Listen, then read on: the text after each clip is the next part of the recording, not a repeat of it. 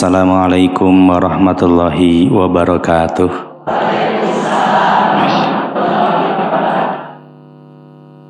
Innal hamdalillah nahmaduhu wa nasta'inuhu wa nastaghfiruh wa na'udzu billahi min sururi anfusina wa min sayyiati a'malina. May yahdihillahu fala mudilla lahu wa may yudlil fala hadiyalah. Asyhadu an la ilaha illallah wahdahu la syarikalah wa asyhadu anna Muhammadan abduhu wa rasuluh. Alladzi la nabiyya ba'dah. Allahumma salli ala Muhammad wa ala ali Muhammad kama shallaita ala ali Ibrahim wa barik ala Muhammad wa ala ali Muhammad kama barakta ala ali Ibrahim innaka Hamidum Majid. Allahumma inni a'udzubika min qalbin la yakhsha'u wa min du'ain la yusma'u wa min nafsin la tashba'u wa min ilmin la yanfa'u.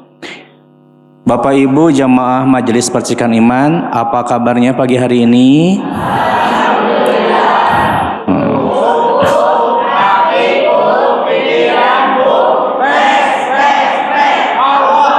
Nah, itu mah kalau sesi tilawati ya. Tanggung ya, biar semangat, betul.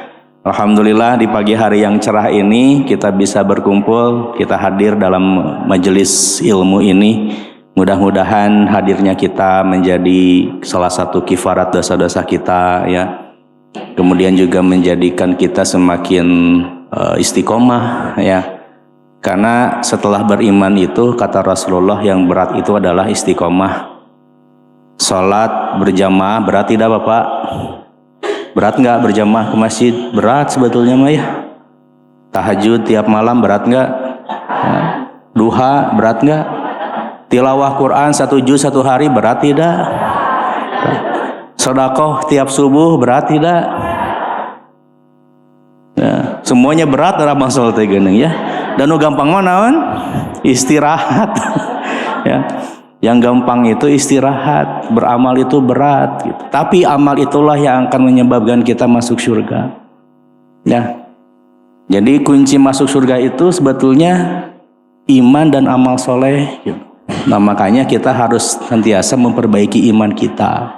Ini sering saya ulang bahwa setiap hari kita itu harus bertambah ya. Apa yang bertambah? Iman, ilmu, dan amal gitu. Kenapa? Karena iman kita itu tidak ada jaminan iman kita akan terus naik. Ya, ada kalanya hoream ya. Tapi yang lebih banyaknya hoream atau semangat nak? Nah, mudah-mudahan bisa semangat ya gitu. Nah Bapak Ibu, dalam sebuah hadis yang diriwayatkan Imam At-Tirmizi ada doa yang dipanjatkan Rasulullah. Tadi saya baca di awal. Saya yakin Bapak Ibu sudah hafal doa ini ya.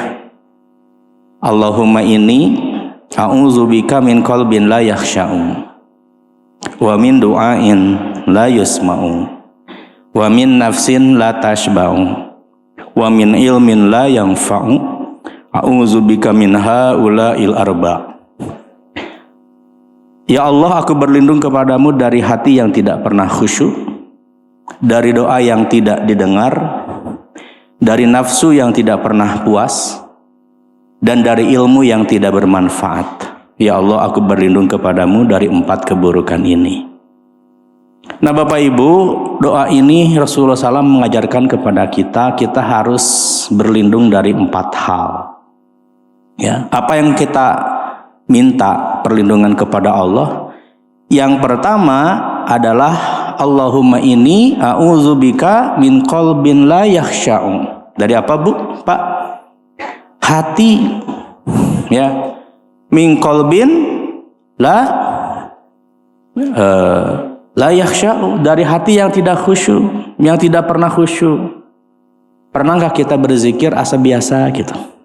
Ya, selempeng we, enggak bergetar hati kita. Ya. Karena boleh jadi kita tidak merasa bahwa pada saat kita sedang berzikir itu teh kita sedang berdialog sebetulnya dengan Allah. Ya. Kan di antara ciri khusyuk itu adalah dia yakin ya bahwa dia akan berjumpa dengan Allah. Nah, Bapak Ibu, Khusyuk teh apa? Khusyuk itu adalah tunduk, takut, ya, patuh, tidak malaweng. Ya, aya nu malaweng, pernah malaweng Bapak Ibu? Saya pernah malaweng ketika naik motor, ya. Walaupun malaweng, kalau sudah terbiasa, itu teh akan jadi sesuatu yang autopilot. Ya. Pernah saya kejadian waktu mau ke kantor, pikiran tuh ngeblank, ngalamun gitu. Tapi dugi tah ke kantor mah. Beloknya lira, belok autopilot gitu. Ya. Nah, tentu itu sangat berbahaya, ya. Karena pikiran yang tidak fokus, pikiran yang tidak khusyuk, itu akan menyebabkan kita hilang kesadaran. Nah, makanya di antara ciri orang yang khusyuk itu adalah dia fokus. Ruhnya ada di sini gitu. Ya. Jadi kalau kita sedang ngaji di sini khusyuk, berarti jiwanya, badannya di sini. Bukan badan di sini, pikiran di rumah. Aduh, tadi kompor tos di pareuman can ya. Ya, aya nu kitu. Berarti pikirannya belum fokus, belum khusyuk. Nah, kita lihat Bapak Ibu di surah Az-Zumar ya. Surah Az-Zumar ayat 22. A'udzu billahi minasyaitonir rajim, ayatnya 22.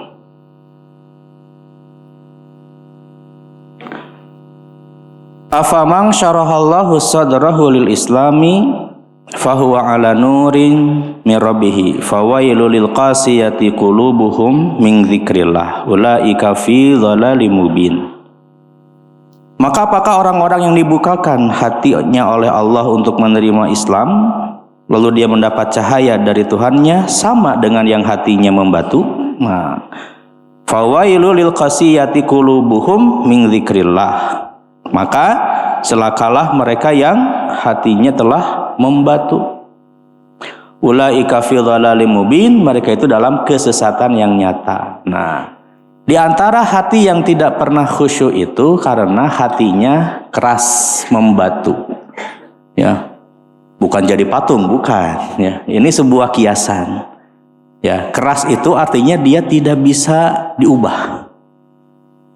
Dia dinasihati tidak mempan. Ya. Tidak lembut. Ya, tidak bisa merasakan empati, tidak bisa ikut merasakan kesedihan orang lain atau kegembiraan orang lain. Ya, hatinya tuh lempeng gitu. Ya. Makanya Allah ingatkan, ya, terutama di ujung ayatnya, fawailul lil qasiyati qulubuhum min dzikrillah. Maka celakalah mereka yang hatinya telah membatu. Bu Bapak, sakeras-kerasna batu masih bisa apa Bu? Bisa legok, bisa berlubang oleh air, ya, kan ada pepatah Sundanya. Tah, cikaracak ninggang batu, laun-laun jadi legok. Coba di Indonesia kan? Bahasa Indonesia gimana Bu? Cikaracak ninggang batu, laun air yang netes sedikit demi sedikit. Nah, itu ya. Memang itu peribahasa tidak bisa diterjemahkan letterlet. Itu hanya bisa difahami oleh orang Sunda, gitu. Ya, memang tidak semua ungkapan bisa diganti, ditranslate ke bahasa yang lain. Batu, sekeras-kerasnya batu itu masih bisa berlubang, masih bisa dibentuk, masih bisa dipahat. Ya, tapi kalau hati sudah keras, bahkan bisa lebih keras dari batu. Tidak bisa diberi nasihat. Tidak ada hidayah. Di antara salah satu penyebab hati kita menjadi keras itu adalah akibat dosa-dosa yang tidak ditaubati. Ya, makanya kita harus sadar diri bahwa manusia itu kita, ya, tidak ada yang lepas dari dosa.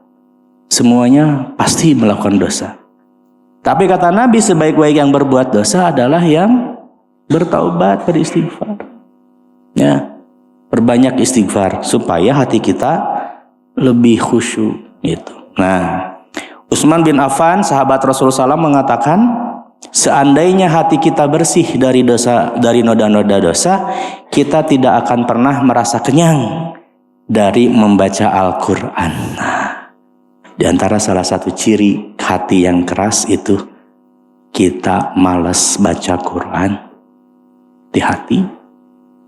Ya. Kita lebih betah berlama-lama depan gadget kita dibandingkan berlama-lama dengan Quran. Kita betah berlama-lama nonton film, ya, drakor dibanding sinetron, ya, dibandingkan dekat betah dengan Quran. Padahal Quran itu yang akan menjadi penolong kita di hari kiamat nanti. Siapa yang akan menjadi penolong kita di akhirat nanti? Ayah bisa menolong kita? Ibu, suami, istri, anak, kakek, nenek. Quran. Iqra'ul Quran fa innahu ya'ti yaumal qiyamah syafi'an li ashabihi. Ya. Quran itu akan jadi syafi'an, penolong kita. Ya, teman kita yang akan membantu kita bersaksi di hadapan Allah bahwa Al-Quran sering kita baca. Bagi siapa penolong itu? Li ashabihi, bagi yang sobat dengannya, bagi yang nyobat dengannya, dengan Quran. Ya, Bu, kita bersyukur masih bisa melihat. Ya, mudah Quran ini kita baca. Ya. Coba kita lihat saudara-saudara kita yang tunanetra. Ya, ketika mereka diberi keterbatasan oleh Allah berupa keterbatasan melihat, tidak bisa melihat, tapi mereka sangat luar biasa kedekatannya dengan Al-Quran. Ada di antara saudara-saudara begitu. Untuk ngaji 1 juz aja, Quran Braille itu segini gini. Ya, 1 juz Quran Braille itu bisa segini. Ya, 30 juz, wah, bisa banyak itu. Ya, bersyukur kita masih bisa melihat kita, mata kita sehat. Quran kita gampang coba ya. Tuh, ringan, bahkan di handphone juga ada, di saku bisa ditaruh. Tapi kadang kita cuek gitu.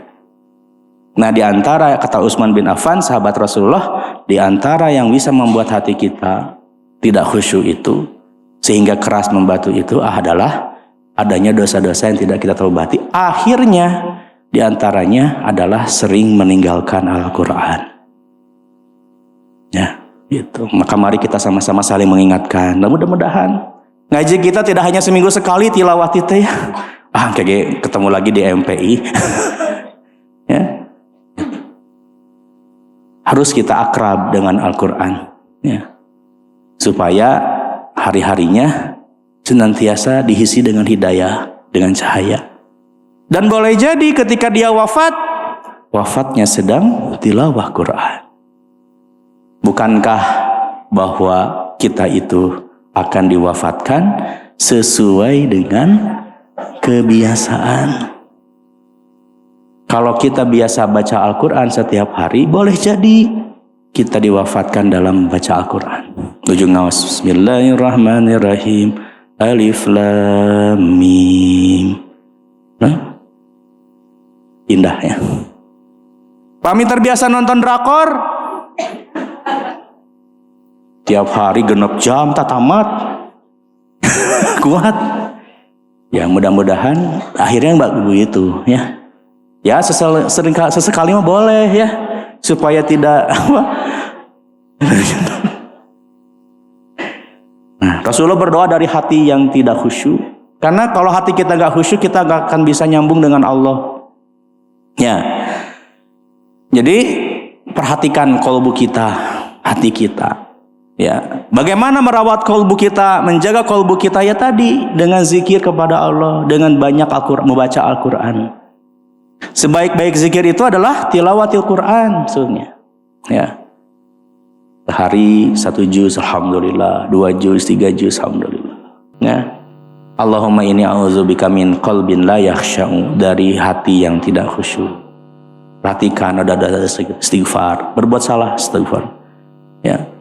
Taubati dosa di masa lalu, perbaiki yang tersisa, maka dosa yang masa lalu akan dihapuskan oleh Allah. Asal kita benar-benar bertaubat, sungguh-sungguh menyesal, dan berupaya, bertekad untuk tidak mengulangi lagi. Dan kadang kita masuk PHP ya. Ya, PHP itu pemberi harapan palsu. Janji tapi nanti saya kalau begini, sudah diberi? Tidak. Nanti kalau saya sudah kaya saya akan bangun masjid, terus diberi kekayaan? Lupa. Tah eta manusia tuh. Tempatnya lupa. Nah makanya perlu kita diingatkan. Ya, hadir ke majelis ta'lim, mendengarkan tausiah itu bisa melembutkan hati kita. Ya, gitu. Yang kedua, berlindung dari doa yang tidak didengar. Nah, buat apa ya kita punya apapun kalau doa kita tidak didengar ya? Kita sangat butuh doa. Ad-du'a'u silahul mu'minin. Doa itu senjatanya orang yang beriman. Ya. Apa itu doa? Doa itu adalah menyeru secara bahasa, meminta. Ya. Doa. Rasulullah mencontohkan kepada kita jangan sampai doa kita tidak didengar. Nah, Syekhul Islam Ibnu Taimiyah menjelaskan dalam Majmu' Fatawa bahwa yang dimaksud bahwa berlindungnya Nabi dari doa yang tidak didengar, maksudnya adalah doa itu tidak dikabulkan. Ya. Jadi kita harus takut, kita harus khawatir, kita harus berlindung dari doa yang tidak dikabulkan. Nah Bapak Ibu, terkait pengabulan doa ini, yakin Allah akan mengabulkan setiap doa. Kan itu janji Allah, tidak mungkin Allah ingkar janji. Ya. Hanya memang proses pengabulannya berbeda-beda.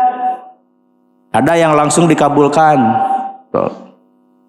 Ya. Ada di antara doa yang langsung diijabah itu adalah doanya seorang ibu kepada anaknya.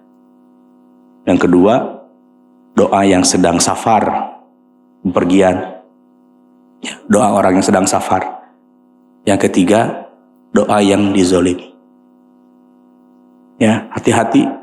Ya, kita beruntunglah bagi mereka yang masih diberikan sosok ibu. Itu adalah kunci surga. Ya. Maka perbanyaklah meminta doa kepada ibu kita. Ya, jika masih ada.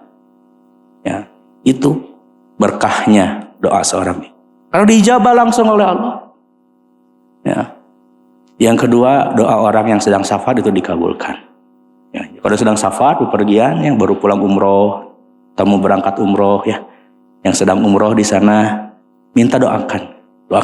Karena doa orang sedang safar itu dikabulkan insya Allah.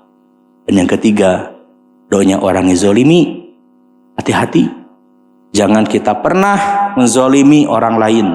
Kalau sekalinya orang lain sudah sakit hati, lalu dia berdoa yang buruk, bisa jadi tidak ada hijab. Ya. Maka kalau kita merasa pernah berbuat zolim kepada orang lain, segera minta maaf. Segera selesaikan urusannya di dunia. Jangan sampai tertagih di akhirat. Ya, itu. Jadi yang kedua, ada doa itu tidak dikabulkan langsung, tapi dijadikan dulu penghapus. Penghapus dari apa? Dari dosa-dosa kita. Jadi jangan suudzon ya, saya sudah berdoa tapi merasa tidak dikabulkan. Boleh jadi doa yang kita panjatkan itu jadikan penghapus dulu. Kafarat dulu. Dalam riwayat Imam Muslim disebutkan Rasulullah SAW menceritakan ada seorang lelaki yang mengangkat kedua tangannya meminta tolong kepada Allah, tetapi makanannya, minumannya, dan baju yang dia pakai serta daging yang tumbuh dalam tubuhnya semuanya berasal dari harta yang haram. Bagaimana mungkin doanya akan dikabulkan? Nah, ini harus jadi warning bagi kita. Ya, jangan sampai ada makanan ataupun zat ya, ataupun cara memperolehnya dari jalan yang haram. Karena itu akan menjadi, kalau sudah jadi daging yang dalam tubuh kita, ya, daging yang buruk tanda kutip, itu akan menjadi penghalang dari doa-doa kita. Ya, makanya sebelum berdoa kita beristighfar kepada Allah. Astagfirullah, astagfirullah. Ya, baca doa Sayyidul Istighfar dulu ya. Gitu. Di antara adab berdoa itu begitu. beristighfar mohon ampun, kemudian membaca sholawat pada Rasulullah, ya, baru berdoa. Itu. Jadi yang ketiga, boleh jadi doa kita itu, ya, kita belum pantas untuk menerimanya. Ya, jangan dululah, nanti kalau sudah siap gitu. Ketika sudah ada waktunya gitu. Dan dia siap menerimanya. Boleh jadi tidak kita yang menerimanya, tapi anak, cucu, keturunan kita di masa yang akan datang. Jadi jangan pernah berhenti berdoa, intinya gitu, ya. Yakin di antara adab berdoa itu, yakin doa kita dikabulkan oleh Allah, berprasangka baik. Kadang bentuk pengabulan juga beda-beda, tidak langsung. Boleh jadi tidak sesuai dengan apa yang kita inginkan. Karena Allah itu akan memberi apa yang kita butuhkan, bukan yang kita inginkan. Ya, kita ingin mobil yang bisa muat 10 orang. Bus namanya. Ya, itu nggak inginnya punya mobil yang bagus, tapi cikal teh keur naon gitu. Buat apa? Belum butuh sekarang mah. Gitu. Nanti ada saatnya. Boleh jadi bukan kita yang menerimanya, anak kita, cucu kita. Baru kita bisa merasakannya bertahun-tahun kemudian. Atau kita diselamatkan di perjalanan, itu juga bentuk pengabulan doa. Ini ada bentuk yang lain yang kita butuhkan. Jadi jangan pernah kita suudzon kepada Allah. Ya. Allah mah tidak pernah bosan diminta. Kita manusia bosannya diminta. Mah tiap hari kamu teh minta wae sana gitu ya. Ada bosannya kita mendengarkan curhatan orang, ada bosannya ya. Itu kunaonnya ngomong wae cenanya, curhat wae. Ada bosannya, tapi Allah mah enggak pernah bosan. Justru Allah semakin senang, semakin bahagia ketika datang hambanya memohon kepada Allah, berdoa kepada Allah, curhat kepada Allah, meminta pertolongan kepada Allah. Ya, meminta solusi dari semua permasalahan kepada Allah. Kan itu sudah tekad kita. Iyyaka na'budu wa iyyaka nasta'in. Hanya kepadamu ya Allah aku beribadah, hanya kepadamu kami mohon pertolongan. Ya. Jadi kita berlindung. Yang keempat, boleh jadi doa kita tidak dikabulkan itu karena nanti akan jadi simpanan amal kebaikan. Deposito amal kita lah, tanda kutip ya, di akhirat nanti. Nah, ini yang Rasulullah khawatirkan, yang Rasulullah takutkan, jangan sampai kita berdoa tapi tidak diijabah. Maka kita upayakan doa-doa kita ini diijabah. Dengan cara apa? Ya, semakin dekat dengan Allah. Hindari hal-hal yang diharamkan oleh Allah. Hindari perbuatan dosa. Kalau terjerumus, segera beristighfar, segera bertobat, memperbaiki diri. Ya. Yang ketiga, Rasulullah SAW berlindung dari apa? Wa nafsin, dari nafsu la tashbau, dari nafsu yang tidak pernah puas. Nafsu kita, jiwa kita, ya, itu tidak akan pernah merasa puas. Nah, Rasulullah berlindung dari nafsu yang tidak pernah merasa cukup, ya, dengan apa yang Allah berikan. Tidak ada sifat qanaah. Qanaah itu apa? Merasa cukup. Alhamdulillah ya Allah. Jadi orang yang merasa cukup, hatinya senantiasa qanaah, dia akan bersyukur dengan apa yang ada. Tidak dibebani dengan apa yang tidak ada. Dia syukuri yang ada. Ya. Tidak berangan-angan mendapatkan sesuatu yang tidak ada, yang diangan-angan saja. Ya, istilah cek sunah makia. Kalau kita sedang makan dengan pedak, ya nikmati gitu. Jangan dibayangkan kita makan dengan gepuk. Beda rasanya nanti. Ya. Gitu. Gep kerupuknya. Tidak apa-apa kita makan hanya nasi putih. Diperlukan gepuk 1 kilo, tidak apa-apa. Alhamdulillah tuh ya. Nah, orang yang merasa cukup, qanaah, dia bersyukur dengan apa yang ada. Dan dia tidak pernah membandingkan dirinya dengan orang lain. Dia tidak pernah memakai ukuran dirinya kepada ukuran orang lain. Karena setiap orang punya bebannya masing-masing. Dan setiap orang akan ada hisabnya masing-masing. Terima saja apa yang kita miliki, tapi kita terus berjuang. Ya, boleh kok kita menjadi orang kaya? Boleh, dan harus kalau bisa. Nah, karena dengan kekayaan itu kita bisa berinfak, bersedekah, membantu saudara-saudara kita yang terkena musibah, ya. Gitu. Pergi haji, umroh itu kan butuh biaya. Itu enggak kurban, ibadah mal. Tapi kalau diberikan jatah rezekinya segitu, misalnya ya, ada kadarnya masing-masing, ya kita syukuri saja apa yang ada sambil berikhtiar. Ya. Karena rezeki itu sudah tertakar dan tidak akan tertukar, ya. Udah, nikmati saja apa yang ada. Alhamdulillah. Ketika kita bersyukur, kita berikhtiar lagi, Allah akan tambah. Janji Allah gitu kan. La in syakartum la azidannakum. Tuh. Kalau kamu bersyukur, ditambah ku Allah rezekinya. Ya, tadi kuncinya husnuzon. Nah, Imam As-Suyuti menjelaskan dalam Syarah Sahih Muslim ketika menerangkan dari nafsu yang tidak pernah puas itu adalah, kata beliau, ini adalah doa perlindungan dari sifat rakus, tamak, jahat, dan keterikatan nafsu pada angan-angan yang jauh. Nah, jadi yang dimaksud nafsu yang tidak pernah puas itu adalah nafsu yang apa? Tamak, rakus, ya, jahat, dan berangan-angan untuk dapat yang lebih.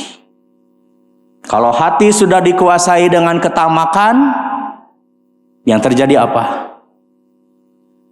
Tidak akan pernah mau menolong orang lain, tidak akan pernah mau berbagi dengan sesama orang yang tamak, rakus itu. Pokoknya yang penting dirinya senang, tak peduli orang lain susah. Itu sifat tamak, rakus, ingin dapat lebih. Itu nafsu. Nah, endingnya bakal pedit. Kayak mengkene cap jahe buntut kasiran. Caur Sunda mah ya. Nah, jadi tidak heran kalau manusia punya sifat rakus, tamak, dan tidak pernah merasa puas itu. Itulah yang nantinya tidak akan pernah ada syukur di hatinya. Dia akan selalu merasa kekurangan walaupun rumahnya sudah 5, rasa kurang, ya. Mobilnya sudah 10, kurang kene, ya. No comment. Nah, tapi, nah kata Nabi nih dalam hadis riwayat Imam Hakim disebutkan ada 2 orang yang tidak pernah merasakan puas dalam hatinya. Yang pertama adalah orang yang menuntut ilmu agama, menuntut ilmu ya. Yang kedua adalah pencari dunia. Nah, kita mah harus tidak puas ketika apa? Mencari ilmu agama. Jadi setiap minggu tuh ke MPI, walaupun jauh di Jugjug, walaupun anggang di Teang, ya. Karena bagi pencari ilmu itu tidak cukup dengan ilmu, dia ingin terus bertambah. Itu apa? Ketidakpuasan yang positif. Tapi yang jangan terjadi adalah para pencari dunia, mereka tidak akan pernah puas dengan dunia. Ya. Terakhir, perlindungan Rasulullah SAW dari doa yang tadi adalah berlindung dari ilmu yang tidak bermanfaat. Nah, ini ada sebuah hadis dari Nabi SAW. Hadis riwayat Abu Dawud dan Imam Ahmad. Rasulullah SAW bersabda, "Man ta'allamal ilma liyubahiya bihil ulama aw yumariya bihi syufaha aw yasrifa bihi wujuhan nasi ilaihi adakhalahullahu jahannam." Nah, hati-hati. Mencari ilmu itu ada adabnya. Ya, di antara adab mencari ilmu itu adalah niatnya yang lurus. Datang ke sini niatnya harus lurus. Ya. Karena kata Nabi, barang siapa yang mempelajari sebuah ilmu dengan niat untuk berbangga-bangga, sombong di hadapan para ulama, atau mendebat orang-orang bodoh, atau agar menarik perhatian orang lain kepadanya, ingin dianggap pintar, ingin dianggap lebih, ingin dianggap hebat, maka Allah akan masukkannya ke dalam neraka jahanam. Ilmunya bermanfaat tidak? Gara-gara apa? Niatnya yang tidak. Ya, jadi kita niat belajar itu satu atas perintah Allah. Yang kedua ingin bertambah wawasan pengetahuan. Ya. Tidak semua orang yang diberi ilmu faham. Betul nggak? Gitu. Paham itu masalah rezeki dari Allah. Makanya ada doakan Rasulullah, Rabbi zidni ilman warzuqni fahman. Ya Allah, tambahkanlah aku ilmu dan rizkikan, karuniakan pemahaman. Yang hadir di sini ketika mendengarkan materi, ada yang faham, ya. Ada yang setengah faham, ya, ada yang belum faham, ada yang tidak faham. Itu mah kumaha Allah, ya, karena rezeki faham itu. Makanya sebelum belajar tuh berdoa dulu. Warzuqni fahman, warzuqni fahman. Ya Allah, jadikan ilmu itu bermanfaat. Karena ilmu yang bermanfaat itu jadi apa? Jadi jariah. Di antara ciri ilmu bermanfaat, kita semangat mengamalkan pengetahuan kita. Sudah tahu ilmunya, laksanakan. Ya, bukan sudah tahu ilmunya cicing, tidak diamalkan. Ya, yang kedua ajarkan kepada yang lain, minimal kepada keluarga kita, anak, istri kita. Ya, gitu. Itu ilmu yang bermanfaat. Jadi nggak apa-apa, yang penting kita ada proses untuk belajar. Ya, insya Allah akan beri faham. Ya, masalah barhom ada itu mah kumaha usia, ya. Manusiawi barho, ya. Tapi yang jangan sampai itu sebelum bubar sudah poho. Nah, itu yang harus kita waspadai.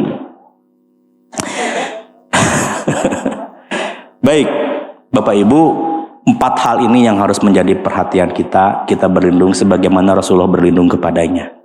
Ya, Allahumma inni a'udzubika min qalbin la yakhsha'u, ya, dari qalbu, dari hati yang tidak khusyuk. Yang kedua, wa min du'ain la yusma'u, dari doa yang tidak dikabul, tidak didengarkan. Wa min nafsin la tashba'u, dari jiwa, dari nafsu yang tidak pernah puas, ya. Wa min ilmin la yanfa'u, dan dari ilmu yang tidak bermanfaat. Berarti ini kita harus upayakan supaya hati kita khusyuk. Bagaimana? Supaya doa kita didengar bagaimana? Supaya jiwa kita tidak kagugurung nafsu, ya.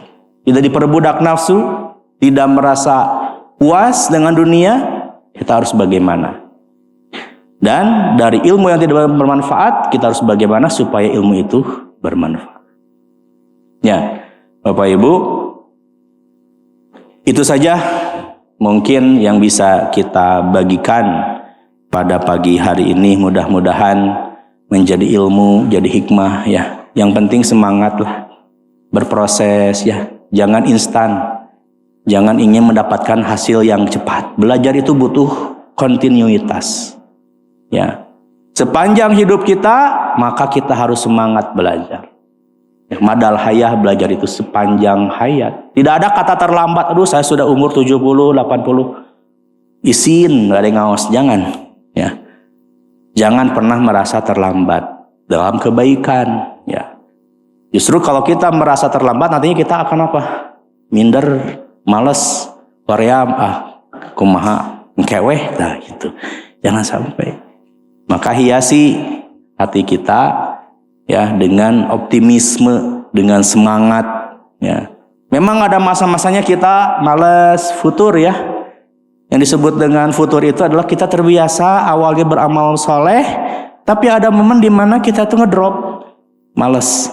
Nah, ada ada tips, ya, supaya kita tidak terlarut-larut dalam sifat futur. Yang pertama, pada saat kita mengalami masa di mana futur itu, kembali lihat niat kita, perbaiki. Saya ibadah ini untuk siapa? Untuk apa? Saya melakukan ini untuk apa? Apakah yang saya lakukan ini mendapatkan ridho Allah atau tidak? Kalau saya tidak melakukan ini, apakah Allah ridho atau tidak? Kalau saya berhenti sholat, apakah Allah ridho atau tidak? Kalau saya berhenti tilawah, apakah Allah ridho atau tidak? Gitu. Ya. Kalau saya tidak tahajud, apakah Allah ridho atau tidak? Ya jelas tidak ya. Tapi ketika kita membaca hati kita, semuanya bisa lagi tumbuh semangat itu. Niat perbaiki. Innamal a'malu binniyat. Yang kedua adalah ketika kita merasa futur harus mau mendorong diri kita, memaksa diri kita untuk apa? Untuk bergerak, memaksakan diri. Dan yang bisa menggerakkan diri kita apa? Ya, tentu saja Allah SWT. Ya diri kita. Ya, bukan motivasi orang lain. Sehebat-hebatnya motivator memberikan motivasi, kalau dirinya mageran, ya susah. Ya, hoream, wejeng hoream. Paksa diri kita, paksa. Ya, walaupun berat. Ya, bahasa Al-Qur'an infiru khifafan wa thiqala. Berangkatlah dalam keadaan berat ataupun ringan. Dalam konteks berjihad ya. Dalam konteks menuntut ilmu, berangkatlah dalam kondisi hoream ataupun semangat. Ya, gitu. Paksakan diri kita. Jangan kita mengikuti kemalasan. Ya, bahkan Rasulullah kan sendiri berlindung dari sifat malas. Ya, malas itu bisa jadi sumber penyakit. Al-kasalu daun, kata pepatah. Malas itu penyakit. Obat malas apa? Obat malas apa? Ya tidak malas. Melawan rasa malas itu. Ya. Nah, kita paksakan diri. Sebab kalau kita malas, kita tidak bergerak, kita diam, kita akan mudah dihinggapi dengan virus, ya, penyakitan dan sebagainya. Ya. Mirip seperti air yang tidak mengalir, tergenang. Awalnya herang, ya, tapi lama-lama berlumut, keruh, banyak virus, banyak bakteri, udah tidak bermanfaat. Ya. Kemudian yang berikutnya diantara supaya kita tidak futur itu adalah kalau kita terbiasa melakukan semuanya, jangan tinggalkan semuanya. Ya, misalnya lagi malas, biasanya kita tilawahnya 1 juz. Ketika lagi malas, jangan ditinggalkan semuanya. Hari itu jangan tinggalkan, tapi lakukan walaupun hanya 1 ayat, kan terlalu sedikit ya. Menyoy 1 ayat ya. 1 lembar misalnya ya. Jangan tinggalkan. Nanti paksa lagi, itu betul. Gitu. Ya. Supaya tidak ada jenuh juga. Ya, gitu. Ibaratnya udah cepat lupa juga. Kan beda kalau kita buka Al-Quran tuh baru juga halaman pertama udah wah. Ya. Gitu. Kemudian kuatkan doa kita, hati kita minta kepada tadi. Ya muqallibal qulub, tsabits qalbi ala dinik. Ya muqallibal qulub, tsabits qalbi ala dinik. Ya muqallibal qulub, tsabits qalbi. Karena hati kita ini tidak stabil, bolak-balik. Kadang nafsu kita menyuruh kita kepada keburukan, kadang nafsu kita menyuruh kepada kebaikan. Kita yakin ya, kita datang ke sini juga tadi pagi sebelum dari berangkat, kita tuh berperang dulu ya. Dalam hati kita, berangkat tidak. Ya. Pasti berperang dulu. Nah, qad aflaha man zakaha, sungguh beruntung orang-orang yang mensucikan jiwanya. Paksa dia, mensucikan jiwanya, paksa hoream ge berangkat. Gitu. Nah, itu saja Bapak Ibu yang bisa dibagikan pada pagi hari ini. Mudah-mudahan bermanfaat. Hafalkan doanya ya tadi ya. Hafal nggak Bu? Allahumma inni a'udzubika min ilmin min qalbin la yakhsha'u wa min du'ain la yusma'u. Apalagi? Wa min nafsin la tashba'u wa min ilmin la yanfa. Ya, mudah-mudahan bermanfaat. Mohon maaf apabila ada hal-hal yang kurang berkenan. Insyaallah kita bertemu lagi di lain kesempatan. Wallahu a'lam bisawab. Aqulu qauli hadza wa astaghfirullah li wa lakum. Assalamualaikum warahmatullahi wabarakatuh.